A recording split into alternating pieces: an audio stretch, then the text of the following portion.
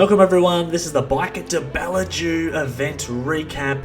This gravel event has been running since 1999 in the small wheatbelt town of Ballidu. Now, this event had 4 course distances, 12 kilometers to 155 the Wollongong Thrills, and this video is all about what happened at the front of that 155, show you a bit of the scenery, the action and the atmosphere at the end of the day back in Ballidu.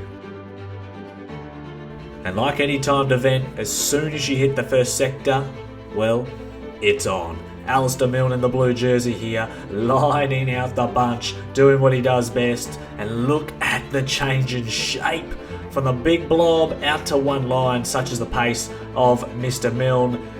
Provided a good springboard for our first attacker of the day, Ricky Andrews, and he had a teammate join him in Hayden James, riding for the Giant Ocean Keys kit.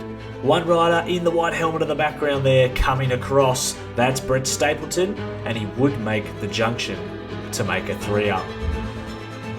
So the 3 riders working really well together to extend their gap out to 90 seconds very, very quickly. Here's our second group on the road. Cassia Boggio, first female in this chasing group of around 12 riders, had to pull over to fix a mechanical. And that can only mean one thing. A big effort to get back on and chase onto that second group. Really important for her result for this day, and it was around a 12-minute effort which saw her get back on, but certainly burnt some bickies in the process.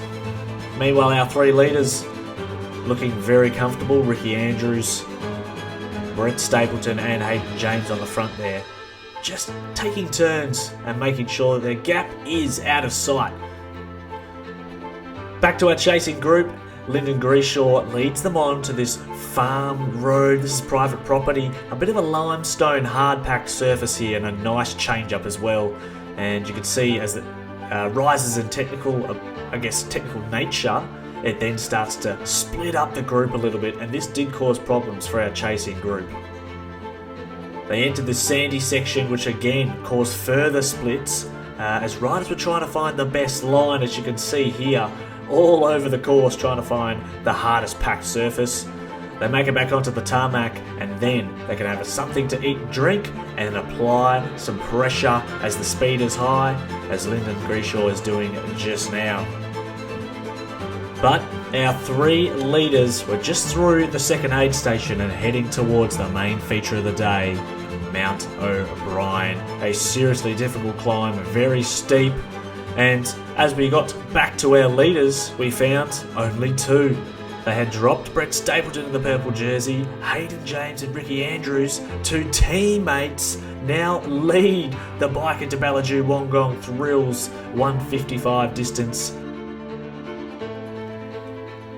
As they approached the base of Mount O'Brien, it was clear these 2 had a plan. Hayden James, first position just now, was going to lead out Ricky Andrews, the in-form man. And he did so into the base of the climb before Ricky launched his move, going for that fastest time of the King of the Mountain with his traditional high cadence style in the saddle. He took the fastest time over the top, and Hayden James was not far behind him, and they did manage to reconnect after the climb. Around about 45 seconds behind this point was Brett Stapleton, who was in position 3. He would not catch our leading 2, as Lyndon Grishaw hit the climb in position 4, and in P5 overall, Cassia Boggio took the Queen of the Mountain's fastest time, and maybe it had something to do with those bottles. Well done to all the riders who tackled Mount O'Brien, a fierce effort right in the middle of the course as well, and it certainly took their toll on everyone's legs. But in the end, in the male category, the 155, it was Ricky Andrews who took the victory, backing up his back roads win in Geraldton. And as we see Hayden James come across the line, it was Cassia Boggio who took home the first place in the women's event.